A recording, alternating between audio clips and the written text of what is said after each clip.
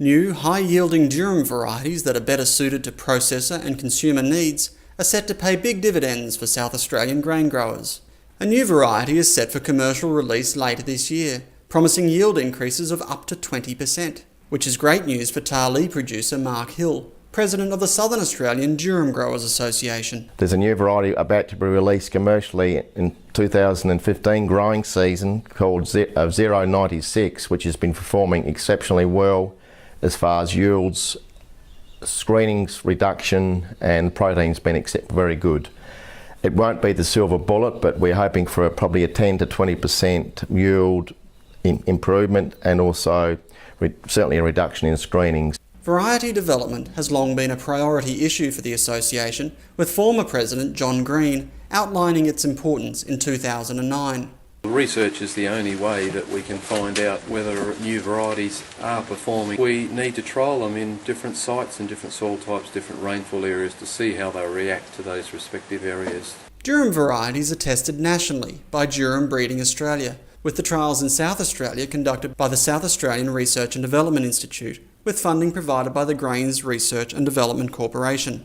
According to GRDC, domestic durum requirements are currently about 300,000 tonnes a year, but marketers would like a consistent supply of 1 million tonnes to tap into export demand.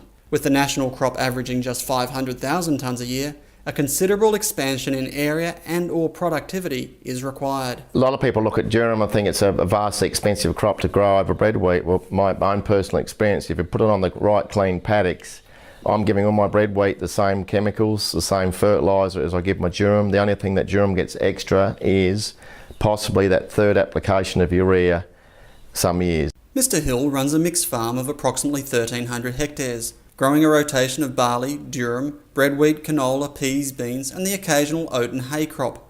He says the timing of durum in the crop rotation is vital. I think if you're serious about durum production, that is the only way you should be growing durum is onto a legume stubble, and then you can manipulate how much N you apply at seeding and then during the year. The rotation and good crop management can also assist with weed control, with Mr Hill recommending selecting for larger seed and increasing the sowing rate from 200 to 300 seeds per square metre.